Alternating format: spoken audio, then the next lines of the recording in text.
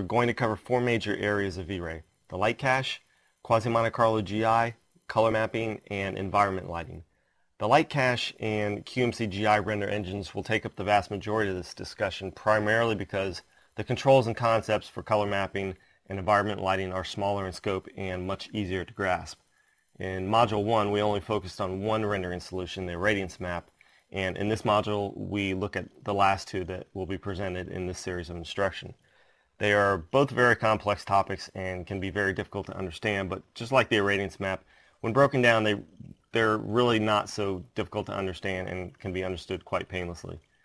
When I was deciding what topics to present for part 2 of these critical settings, I realized that color mapping and environment lighting needed to be included along with the various rendering solutions, not only because of the critical role they play in the typical visualization, but also because of their global impact. Although other areas of V-Ray such as materials, displacement, depth of field, etc. are obviously very important in much of our work, none of these has as much an immediate impact or direct impact on the actual lighting of our scene, and none need to be discussed so early on as these two concepts. Hopefully by the end of this module you'll have a good understanding on all these important concepts, and hopefully you'll have a good foundation with which to efficiently and effectively cover the remaining modules. So we'll start this module with an in-depth look at the light cache. Okay, so what is a light cache? Well, it's simply another set of complex algorithms used to approximate indirect illumination.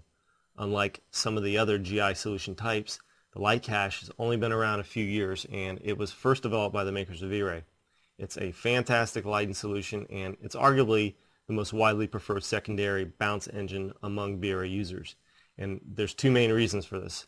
One, it provides a great mixture of speed and quality, and two, it's very simple to use relative to other solution types. One of the things that makes it so easy to use is that it does not have a multitude of variables that control adaptive behavior like the irradiance map, and this alone makes it a much simpler solution to use. Nonetheless, it is still a complex creation that contains enough variables to confuse and overwhelm many users. In just a moment we'll jump right into some visual demonstrations that will make understanding this solution quite simple, but I want to talk for just a moment about some of the advantages and disadvantages of the light cache in comparison to some of the other solution types. And just as a quick note, I'll review these briefly at the end of the module. Well, first of all, as I mentioned in Module 1, I'm not going to be covering the photon map solution because, as far as I'm concerned, it became outdated the day that the light cache was developed.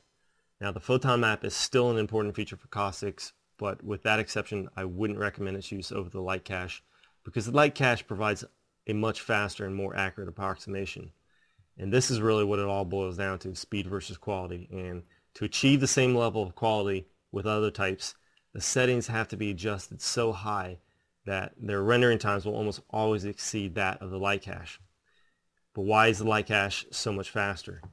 Well, the reason could be laid out in front of you in mathematical terms, but in a nutshell, light cache is able to compute a very large number of light bounces very quickly. As a side effect to this benefit, it's not as accurate a solution as the irradiance map, or as we'll discuss later in this module, the QMC, the quasi-Monte Carlo solution. And because it's not as accurate as these two methods, I wouldn't recommend using it as the primary bounce unless you're performing progressive path tracing, which is a great technique in which light cache is utilized for both primary and secondary bounces.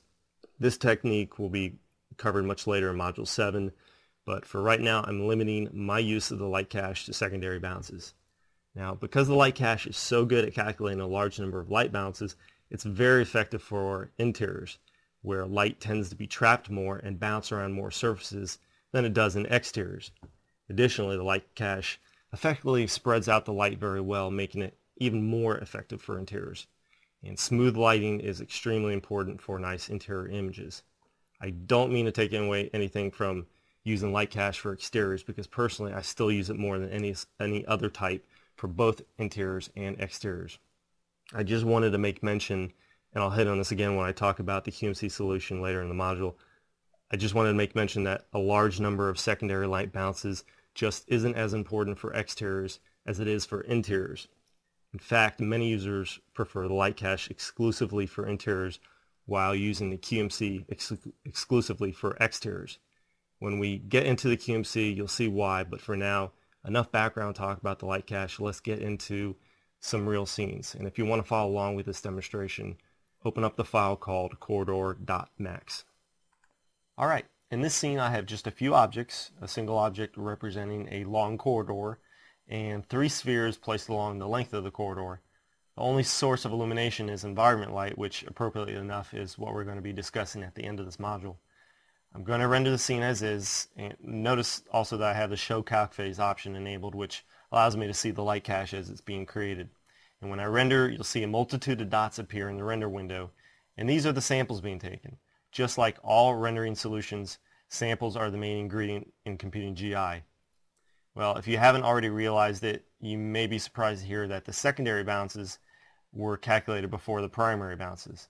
I'm going to show this again by rendering the scene again. And there's the light cache, followed by the irradiance map. And why would V-Ray be doing this?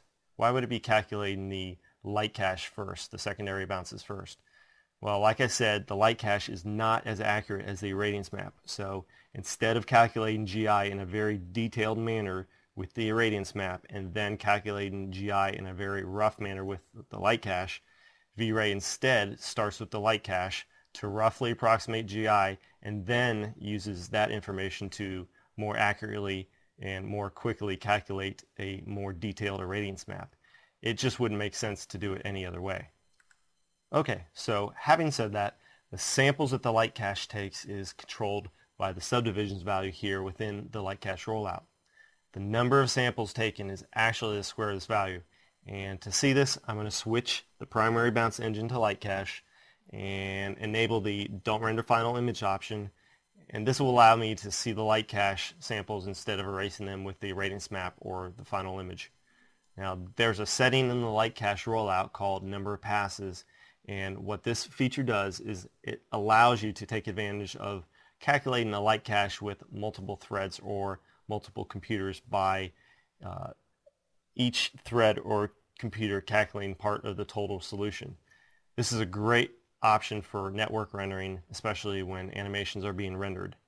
When the final light cache is shared among those threads or computers, it will lead to less variance in the GI from one frame to another, such as flickering, which is a very common problem in GI solutions.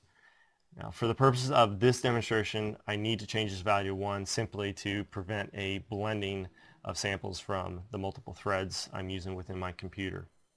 Also for this demonstration, I need to make my sample size something really high like 1 so that it doesn't affect the number of samples taken. And you'll know in a moment why I say this. Finally, I'm going to set my subdivision value to 1 and render. And when I do, you'll see one lone dot appear in the render window, and this represents the 1 sample taken. If I increase this value to 2, you can count 4 samples. With a value of 3, you can count 9 samples, and 4 gives me 16 samples, and so on. So what should you use for the subdivision value? Well, like most areas of V-Ray that control GI quality, I recommend 2 ranges for subdivision values, 1 for test renders and 1 for production. For test renders, I would recommend values around 100 for large scenes and 250 for small scenes. As a general rule, for production renders, I simply multiply these values tenfold. So for production renders, I recommend starting with 1000 for large scenes and 2500 for small scenes. Values above 2500 should really be avoided because of the smaller and often negligible benefit that comes at a greater cost of rendering time. Likewise, values below 100 can provide really poor results and will almost never save a significant amount of time. That's just a quick demonstration of the subdivision setting. Now, I'm going to leave the passes at 1, but realistically, there's no real reason to change this default value. Technically, having 1 pass taken by 1 computer or thread means a more consistent light cache, and this is fine if you have a computer with only 1 thread, but the vast majority of users are using much more powerful computers like a dual core or a simple hyper-threaded Intel computer. If this is the case, you'd be shooting yourself in the foot to use lower settings. You can use higher settings, or you could increase this value to take advantage of the number of threads that you have available, but at some point you need to hold this value to ensure consistency in the light cache. Okay, now let's look at the relationship between subdivisions and sample size and how they interconnected. To make this as clear as possible, I'm going to make this connection visually and then explain what you're seeing. I'm going to switch the subdivisions value to 20, which means I'll have 400 samples to work with. I'm also going to switch this filter option here from nearest to none, and this is very important, but I want to wait until we're a little further along with the discussion of light cache, because talking about it right now might only confuse. And finally, I need to disable the don't render final image option. And when I render the image, I'm thrown back to the days of CGA graphics and 16 color computer displays. But what this cell-like image is really showing is 400 individually colored sample areas. I call them cells. They are individually colored according to the color detected by the sample, which was taken at the center of the cell-like area. Now, I'm going to re-enable the don't render final image option so that you can see the actual sample dots. When I superimpose these dots onto the final rendered image, you can see that the samples lie in the center of the cells. Now, I want to point out a really important concept about sample size and how it's interconnected with the subdivision setting. This can be kind of confusing, so I'll try to explain it as simply as I can. The sample size specifies the maximum allowable size of a sample if, and only if, there are enough samples to allow for the size specified with this setting. In other words, if I set the subdivision value too low and there just aren't enough samples being taken, it doesn't matter how small I make the sample size because all the samples have to be spread out to cover the screen. Okay, hopefully that wasn't too confusing. In the light cache rollout, there's another setting that determines final sample size throughout a scene. When the scale setting is set to screen, the sample size value is a fraction of the screen size. So when set to the default value of 0.02, the sample size value wants to limit each sample to be no larger than 2% of the screen size. This doesn't mean that the sample size will necessarily be 2% or smaller, because if there aren't enough samples to divide the image up into, then the actual sample size could be much larger. If you look closer at this image, you'll see that in fact these samples are much larger than 2% that I've indicated or dictated. And the reason why is because I haven't allowed V-Ray to take enough samples. Well, now I am going to allow enough samples to be taken. I'm going to use 200 subdivisions, and when I render, you can see that the samples reduce to their specified size of 2% of the screen size.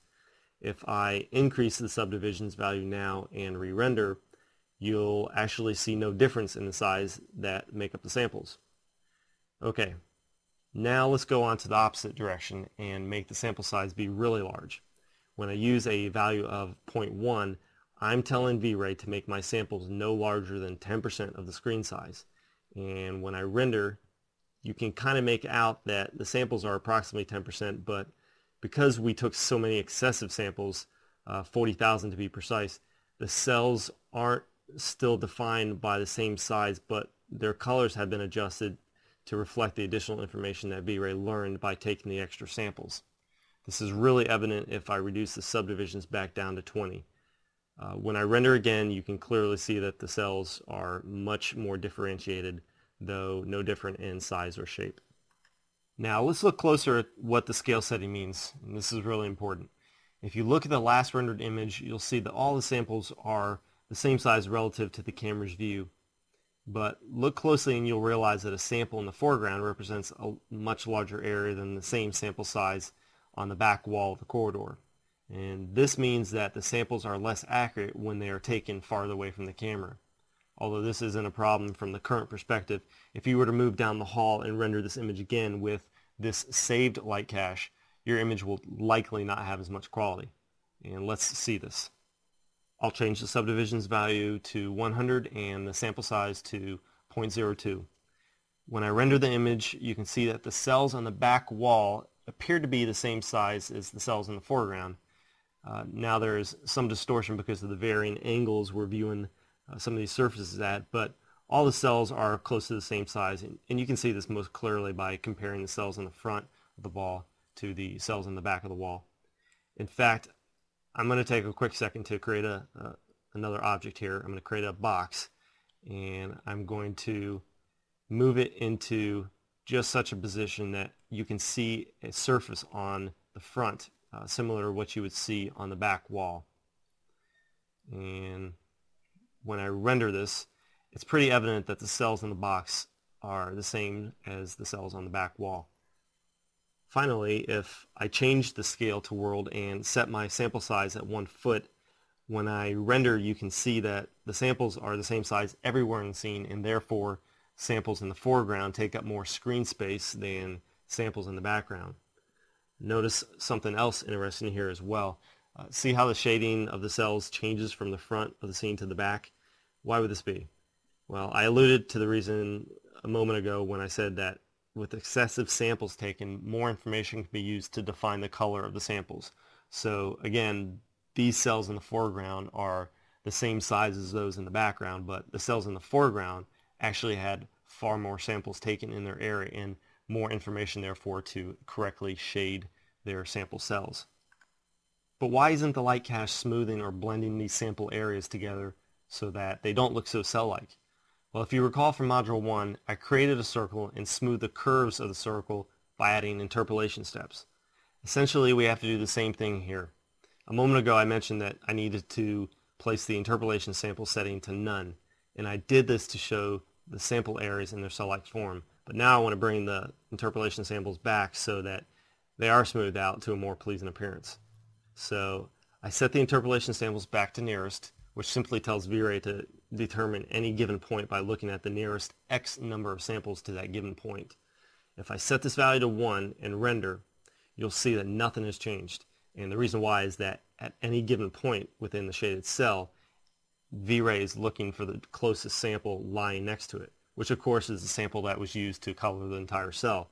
But if I increase this value to 2, V-Ray is going to look for additional nearby samples to help determine the final color of the given point. If I put this value back to the default value of 10, the result is a fairly smooth blend of sample areas. Now the final thing I want to do here with the light cache is restore this image back to a higher quality. So the first thing I'm tempted to do is try raising the subdivision value to something such as 500. When I render with a subdivision value of 500, it becomes obvious that this value alone is not going to restore our image. The biggest problem is right now we're wasting precious resources on samples in the background. And this is solely because we still have the scale set to world. Remember, for stills, there's absolutely no reason to use world. The world setting is only a worthwhile option for animations. And we'll discuss this further in Module 4 when we talk about animations. So I'll switch to screen and set my sample size back to the default value of 0.02, which is a good default value. And I'll render, and after a moment I'll see that something still is not right with my image. Earlier I stated that the light cache is not meant for detailed GI, and now we can see that this is really the case. Only way to get a really nice high quality image using a light cache for primary bounce is to use extremely high quality settings, which will simply result in much longer render times than you would get if you were just using the Irradiance Map or QMC instead. So that's the light cache in a nutshell, and hopefully you'll better understand what's going on behind the scenes when you use this GI solution, and hopefully you'll achieve much better results in much less time. Okay, now it's time to switch gears and look at the final render solution that we're going to be discussing in these modules, and that would be the QMC GI solution. Now the QMC solution is neither my favorite primary or secondary bounce solution, but I do use it on occasion for very specific things, which we'll discuss, and it is a completely sound choice for anyone deciding to use it. Everyone has their own methods of implementing GI, and this is certainly a favorite among many V-Ray users. Okay, let's look at what this solution is all about. The term Monte Carlo is used in mathematics to describe a method of solving complex mathematical problems, and this is done through the use of algorithms just like all the other GI solutions. The designation of Monte Carlo was actually first made in the 1930s, and it's a reference to the casinos in the city of Monte Carlo, Monaco, and it was chosen by a group of mathematicians that were relating the random and repetitive nature of the casinos to the similar nature of the algorithms which they created. The term quasi can be defined as having a likeness to something or similar to something.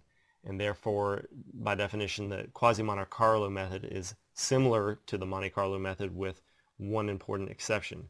Instead of using random sequences, the Quasi-Monte Carlo method uses sequences that are uniformly distributed.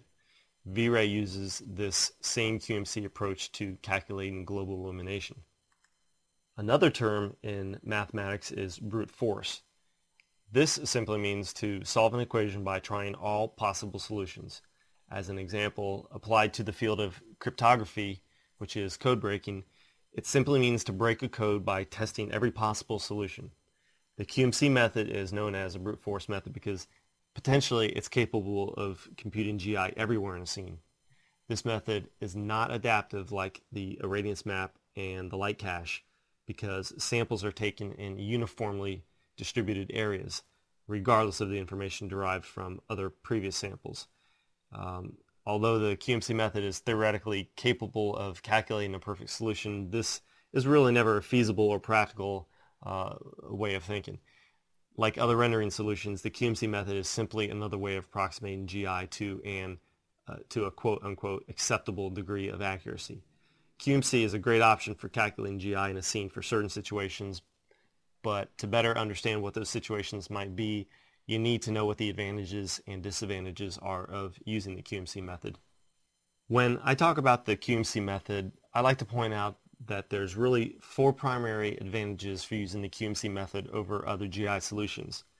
The greatest advantage of the QMC method is the ability to produce very accurate GI. The only competition that QMC has in this regard is the irradiance map, which, because of its adaptive nature, leads many to choose the irradiance map as their first choice for primary bounce. Remember that the primary bounce requires a high level of accuracy. Because the QMC method is referred to as an exact method, it should be no surprise that there are few controls used to dictate the quality of the image. And this is the second advantage. A third advantage is that because QMC doesn't store sample information for later use, it requires far less memory to use than adaptive methods. The fourth and final big advantage of the QMC method is that when rendering scenes with moving objects, besides the camera, which is not something that is actually rendered, it's the only alternative to rendering a scene in multiple passes and compositing the separate passes later. With adaptive solutions, you cannot render moving objects without doing so in multiple passes. This will be discussed in depth during Module 4 animation. Now, there's really only one main disadvantage of the QMC method for calculating GI, and unfortunately it's a big disadvantage, and that would simply be the time that it takes to create quality images. This one disadvantage makes this solution unacceptable for many users in many situations. To better determine when it might be appropriate to use this rendering solution, let's look at an example scene and compare the results of using the QMC solution with other solution types. If you want to follow along in the Max scene, open up the file called gitest1.max. In this scene, which we've looked at before, we only have a few simple primitives, but when testing render solutions and their various parameters, it's important not to spend a lot of time conducting tests on complex scenes. As simple as the scene is, we're still going to conduct a render region of a small portion of the scene because some of the configurations that we'll be looking at will still take a good deal of time. So let's look at what GI settings we have right now. And if I open up the GI rollout, you can see that I'm using an irradiance map for the primary bounce and a light cache for the secondary bounce. In the irradiance map rollout, I'm using a low preset with a subdivision value of 20, and for the light cache, I'm using a subdivision value of 250. And all other irradiance map and QMC settings are set to their default values. I'll render the scene as is, and this is what I get. Now let's change the secondary bounce type to QMC and render with the default QMC settings. This is what I get when I do. And notice the high level of noise throughout the image. Why is this? The QMC method is supposed to provide a more accurate solution. So why does this image appear to actually be less accurate? Well, in a sense, it's showing a more accurate GI solution just not necessarily a better image. As described in the first module, the primary bounce is where detail is required, and both images have an irradiance map used as the primary bounce. As you may have assumed, the noise in the second image is coming from the secondary bounce. Unlike the light cache, which interpolates samples and blurs the secondary bounce GI to a much greater degree, the QMC is a brute force method, so GI samples are calculated independently of each other, and therefore no interpolation and no blurring can occur, which is also why there's so few settings that we're going to be dealing with. The only way to remove the noise is to improve the quality settings of the QMC solution. But to improve the image to an acceptable level, the quality of the QMC must be improved so much that the rendering time would increase so dramatically. The QMC would therefore be a poor choice for the secondary bounce in many situations. For this reason, the light cache is usually preferred as the secondary bounce solution. Now let's look at the same scene while comparing the irradiance map to the QMC for the primary bounce. To do this effectively, we'll need to make the secondary bounce solution be the same in both scenarios, and as we just saw, the light cache really is the best option for doing this. In this next demonstration, I'm making light cache subdivisions at 250 and leaving all other settings at their default value, and I'm just doing this so the light cache renders pretty quickly, and it's still going to give me a decent solution. First, I'll render the scene with an irradiance map using the same settings used in the last demonstration, and this is what I get. Now I'm going to change the primary bounce to QMC, and with the default settings, this is what I get. Again, it would appear from all the noise that the GI in this image is much less accurate than the GI in the previous image created with an irradiance map. But as before, this is not necessarily the case. The image contains noise because the GI samples are calculated independently from each other and not blurred together. We simply haven't given the QMC algorithm a chance to do what it's capable of, i.e. bring out detail and be more accurate. So how do we do this? Well, the answer lies in two different rollouts. The Quasi-Monte Carlo GI rollout shown here directly controls one aspect of the solution quality. Here we have another subdivision setting which works in a similar fashion as other subdivision settings discussed thus far. Notice that we have another setting, secondary bounces, but this setting is ghosted out. This is because the setting controls the number of times light processed by the secondary bounce solution is allowed to bounce from one surface to another. Since the QMC method is not the secondary bounce solution, this setting cannot control the number of secondary bounces, therefore it's ghosted out. By increasing the subdivision value, we can dramatically improve the quality of the image. Increasing subdivisions increases the number of samples taken, thereby reducing the noise. At a value of 40, the image looks like this. And notice the noise is very small, but the rendering time increased from 1 minute 37 seconds to 3 minutes 6 seconds. The increase in quality comes at a hefty price when using a brute force method. But the Quasi-Monte Carlo GI rollout is not the only section in V-Ray that controls the quality of the GI solution. The QMC sampler shown here plays a critical role in specifying the GI solution quality. But the settings in this rollout do not only control the quality of the QMC GI, they also control, at least partially, the quality of all blurry values in G-Ray. A blurry value in V-Ray is any value that provides a blurry look, such as motion blur, depth of field, area lights, blurry reflections, or in the case of our discussion here, QMC GI. In just a moment, we'll look at some of these other blurry values and see how these settings control them. For now, let's continue the discussion about QMC GI. In V-Ray, there's a term called importance sampling that describes the technique of controlling the number of samples taken for a blurry value based on the importance of the value. By setting this parameter to its lowest possible value of 0.0, you're telling V-Ray that you don't want to conduct importance sampling and therefore don't want V-Ray to base the number of samples taken for a blurry value on how important the value is. By setting this parameter to its highest possible value of 1.0, you are telling V-Ray that you do want to abbreviate the QMC GI algorithm for each blurry value based on their importance. And why would you want to do this? Well, just like any other area of V-Ray, we want to save time. So before we go any further, let's render a few examples with these settings in action.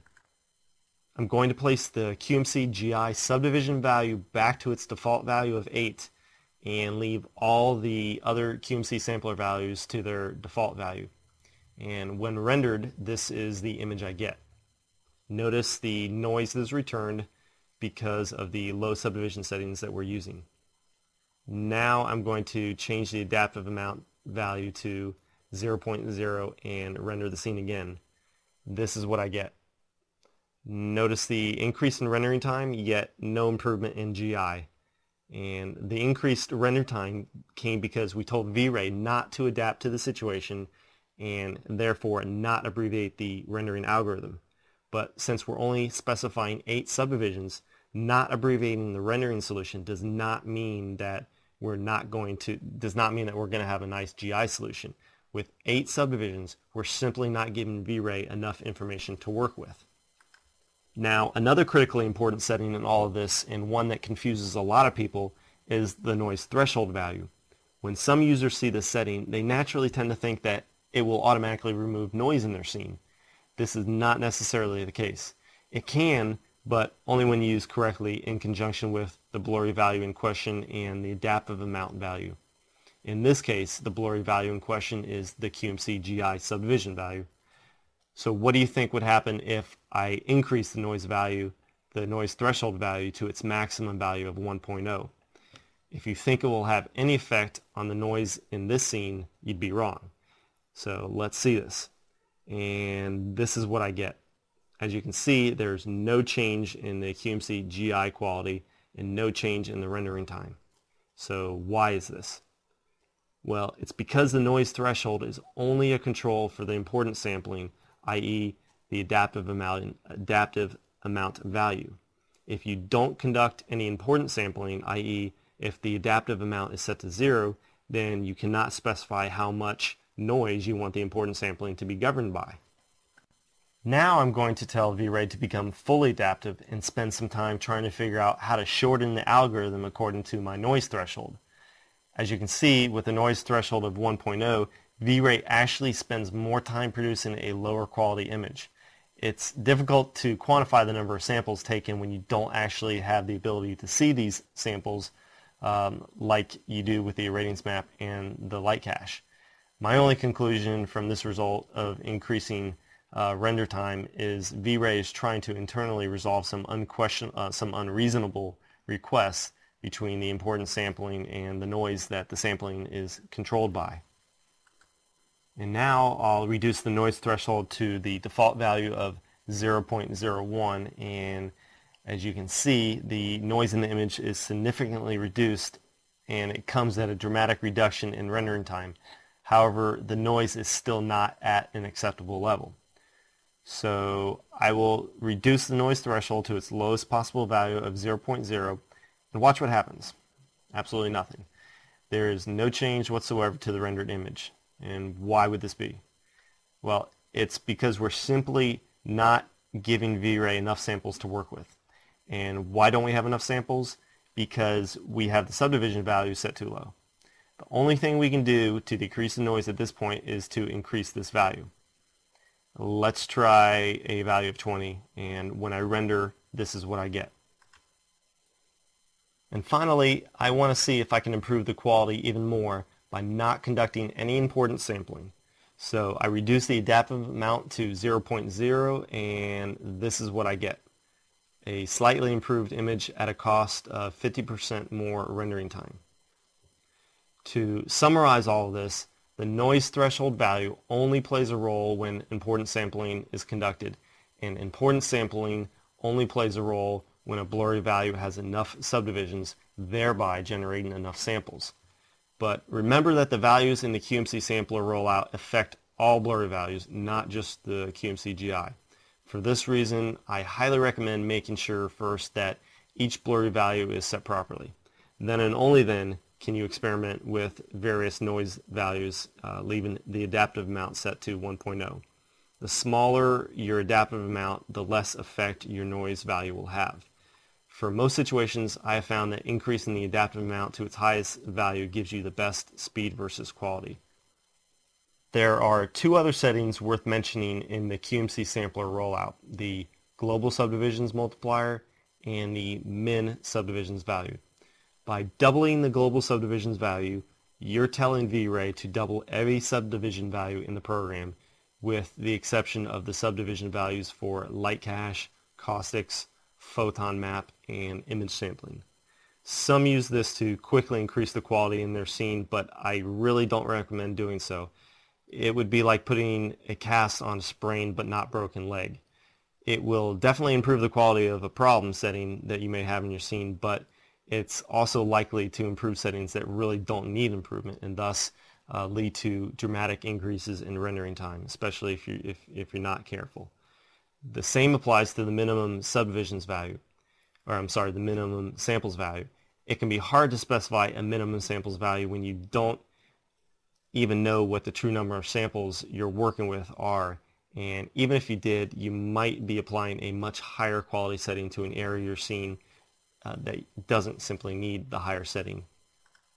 Before we leave a discussion on QMC GI, I want to talk about real quickly the second of only two settings within the QMC GI rollout, the secondary bounces setting. This option is only available when the QMC solution is selected as a secondary bounce type. When it is, you can specify exactly how many times light bounces around outside your view. This can be helpful for reducing rendering times when using QMC as a secondary bounce. As a matter of personal preference, I prefer to always use the light cache for secondary bounces, but many users like the QMC for exteriors, and the ability to limit the number of secondary bounces is a big reason why. With the light cache, you can essentially achieve a very large number of secondary bounces with a relatively small amount of rendering time relative to other GI solution types. For interiors, a great number of bounces is far more important than it is for exteriors. Color mapping is a term used to describe the way V-Ray changes the final color of your screen's pixels to adapt to the limitations of the typical computer display. It works much like the exposure controls on a real camera or even within Macs. It can also be compared to the way the human eye changes to allow more or less light to enter the retina. Color mapping is a requirement for any rendered image, and as you'll see, it is far less difficult to understand than the topics we've discussed up to this point. As mentioned, color mapping is a lot like exposure control, and while you could use exposure control in the environment effects dialog box, I wouldn't recommend doing so because color mapping in V-Ray provides much more power and versatility than the exposure controls native to Macs, and using both color mapping and exposure control would be like using exposure control twice. The results are difficult to predict and usually not very good. Well, all of the color mapping controls are found here in the color mapping rollout, and in the drop-down list we have 7 different options to choose. By default, linear color mapping is employed, and all this option does is multiply the final intensity of all pixels within the 0 to 255 range, and it does so in an equal amount. For any color, an intensity of 0 results in a pure black pixel, and for any color, an intensity of 255 results in a pure white pixel. So all the pixels that want to be displayed in this range are adjusted to the same degree, either up or down in intensity. But some pixels actually want to be displayed above this 255 level. If, for example, you look at the sun with the naked eye, you naturally want to squint or shut your eyes to keep them from being damaged. Yet, if you just take a picture of a midday sun and look at it with the naked eye, all you see is the color white. Well, when you look at the sun with the naked eye, you see pure white, which corresponds to a color of 255, but the sun shines with luminosity or radiation, which is actually what burns your eyes.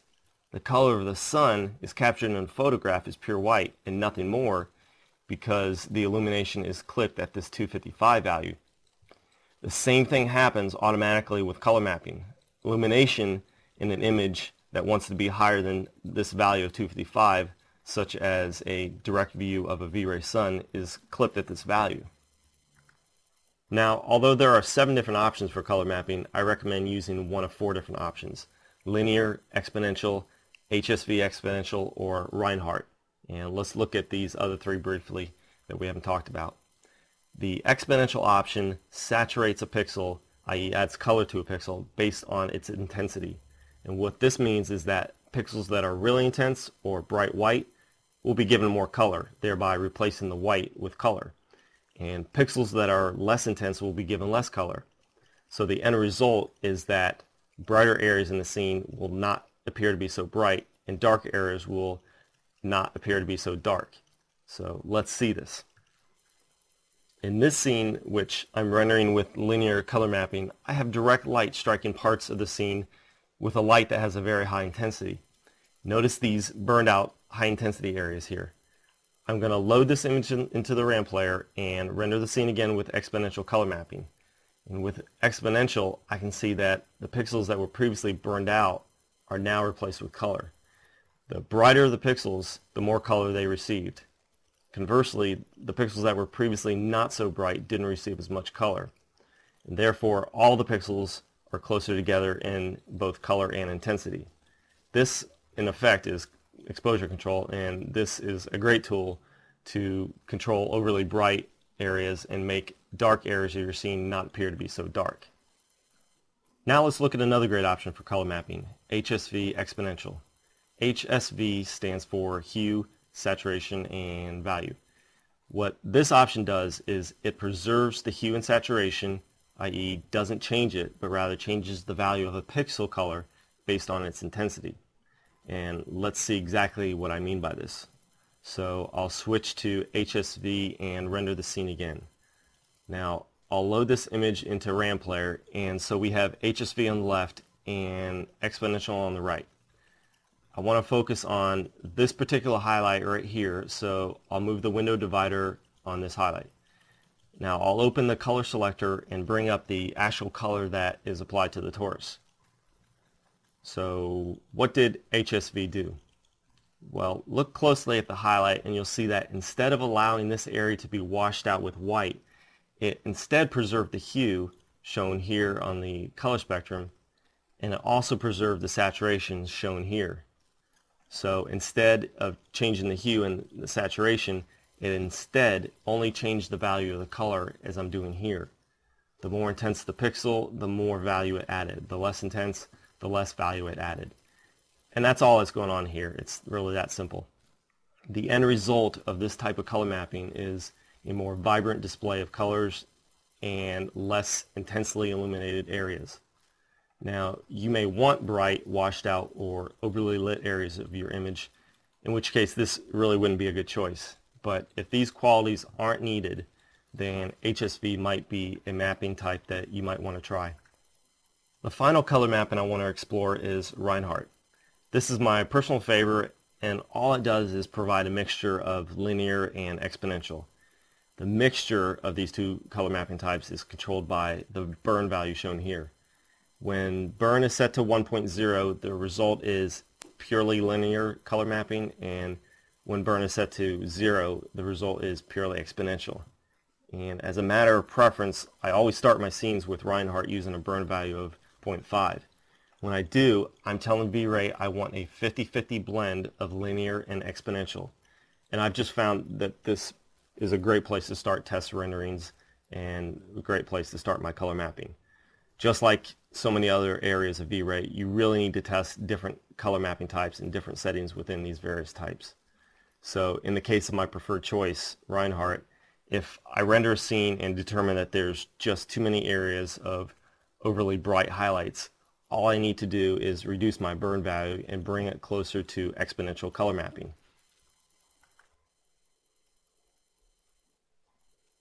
There's one more feature in color mapping that I want to point out, and this one can really help improve the look of your scenes by fixing a really common problem in visualizations. With the first 4 color mapping types available in the drop-down menu, you're given the ability to increase or decrease the illumination of dark areas of your image separately from bright areas of your image. Raising the bright multiplier increases illumination in already bright areas of your scene, and decreasing the bright multiplier decreases the illumination. The dark multiplier works the same way, therefore raising the dark multiplier increases illumination in already dark areas of your scene, and decreasing the dark multiplier decreases the illumination. And to see this, I'm going to open a scene similar to the one we've already worked in, but this one has a ceiling overhead except for a small opening on two sides of the square room that we're in. If I render this as is with linear color mapping, I can see that I have a decent looking image, but what if these dark areas are too dark? What can I do? Well, as I said, Reinhardt is my favorite color mapping type, but when I need this kind of control, I need to switch to another mapping type such as linear or exponential. So to make these dark areas a little brighter, all I have to do is increase the dark multiplier. And when I render, I can see in fact that the dark areas got brighter. I can go in the opposite direction and decrease take light away from the already dark areas by decreasing the dark multiplier. And I can do the same with the bright multiplier. Decreasing the bright multiplier decreases the illumination in all the bright areas of my scene. And notice also the background decreased in illumination.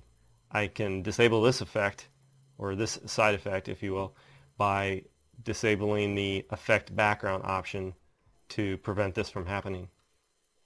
The final area I want to cover in Module 2 is environment lighting. Now, a discussion of this particular area of V-Ray can lead to lengthy coverage over a wide range of similar topics, such as HDRI lighting, which stands for High Dynamic Range Images, more simply image-based lighting. This particular topic and several other topics could be included in the discussion right now, but I'm not going to do so soon in these modules. My intent here is to simply introduce the concepts that we can build on in other modules, and so I just want to make sure you understand all the major components, i.e. the critical settings that go into illuminating scenes that we'll be working in, and environment lighting, as I'm going to explain it now, is one of those. Again, these first two modules are just the critical settings, and I want to keep as many variables out of the equation as I can. So environment lighting is simply illumination of a scene with skylight. But the skylight that I'm talking about can be created in a number of different ways. It can be image-based, which means using HDRI images, as I just mentioned, to store or project luminosity into a scene. It can be a V-Ray dome light, which we'll talk about in the module on lighting. It can be a V-Ray sky map, also discussed in the module on lighting. It can be a IES sun, or it can be controlled right here through the environment rollout. All I'm going to talk about right now is the illumination of a scene through the environment rollout. So using the same scene I already have open, if I want to increase the apparent illumination due to the effect of skylight, all I need to do is increase this multiplier. When I render the scene again, I can clearly see that my entire scene is more illuminated. And a nice effect for interiors is to use a high multiplier value to get this nice washed out look where the light enters the room. The smaller the opening the light has to come in, the greater you can raise the multiplier value. Now, the strength of the environment light is controlled not only by the multiplier value, but also by the color swatch shown here. With a pure black color, there will be no skylight, and with a pure white color, there will be full skylight, or at least as much as the multiplier value will allow. The color not only controls the strength of the skylight, it also controls the color. So if I wanted to simulate the kind of skylight you would see during a sunset, all I need to do is select the appropriate color, dial up or down my multiplier value, and I get that kind of skylight. Now, I forgot to mention that this feature is not even on by default, and unless you enable the GI skylight override inside the environment rollout, V-Ray is going to use whatever color you've selected in the environment and effects dialog box to create skylight. So if you don't want skylight at all, simply make sure the color is black here. Now, one final note about the environment rollout. The top part of the rollout controls skylight, but You're also given the ability to control a different look to skylight in reflections and in refractions. And as a quick example, if I change the reflection environment light color override, I will see that color in all the reflected surfaces that show the 3ds Max background in all the reflections.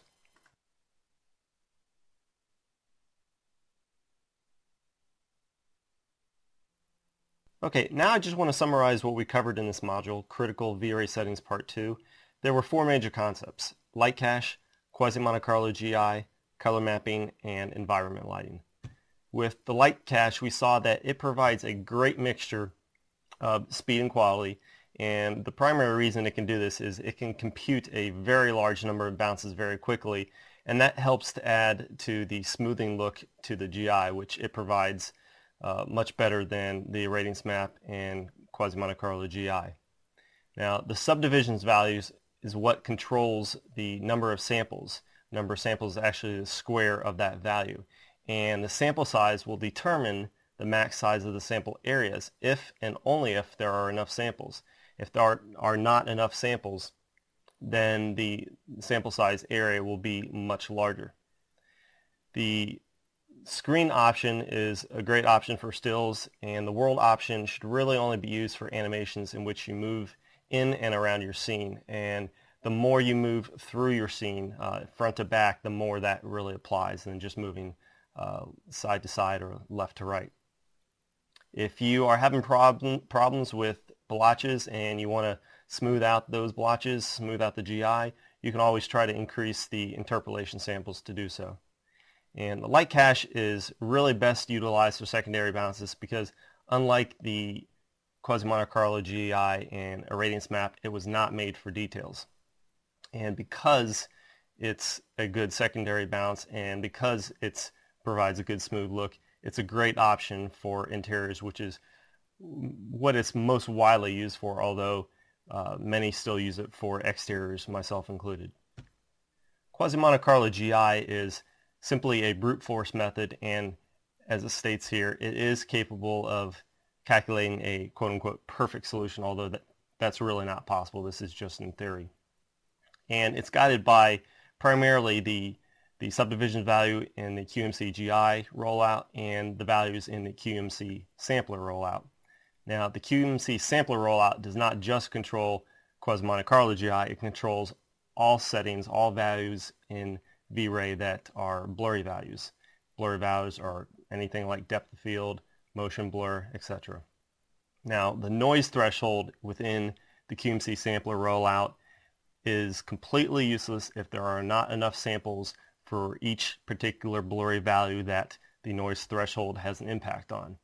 And it also does not affect the Quasi-Monte Carlo GI if there is no important sampling, and important sampling is controlled by the adaptive amount. So if the adaptive amount is 0 and there is no important sampling, the noise threshold will do nothing for you.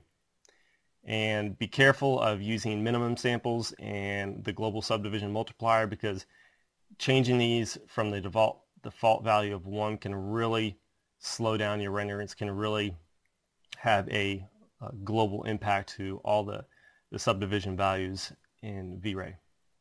Quasi-Monte Carlo GI is really best utilized for primary bounces because of the detail it can provide, and people do use it for secondary bounces simply because they can control the exact number of bounces, and because of that it's most commonly used for exteriors when it is used as secondary bounce, where people can control the number of bounces and not let it go to a ridiculous amount.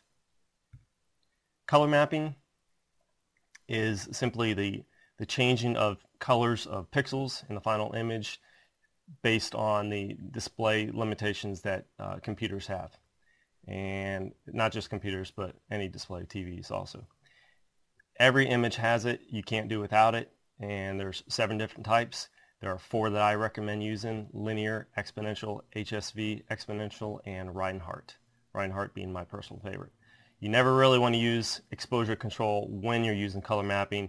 It usually leads to bad results and unpredictable results. And one of the greatest things about some of the different options like linear and exponential is you can control the illumination in bright areas separately from dark areas. That is a tremendous benefit to some of these different options. Reinhardt, again, my personal favorite. It provides a mixture of linear and exponential. Using a burn value of 0.5 will give you a 50-50 mix. If you want to make it a little brighter, a little more towards the linear side, increase this value. If you want to reduce it, you can take it to the exponential side. And something I didn't talk about, I just realized you can use the gamma value and actually decrease the gamma value to help create moods that otherwise would be a little more difficult to set up, and such a type of scene would be a night scene. It provides great options for doing that. And last, environment lighting is nothing more than the illumination of a scene through skylight. And there are numerous ways to do this. It can be done through images such as HDRIs, high dynamic range images. It can be done through the use of a V-Ray light, a dome light. It can be done through a V-Ray sky map. There are numerous ways to do it, including what we saw just a few minutes ago using the environment rollout. And by default, the environment color swatch is not activated, and if you do, you can override the color that is in the environment effects dialog box. The color swatch within the environment rollout provides a great way to add color to the skylight and give your scenes a very specific look. And that concludes Critical Settings Part 2.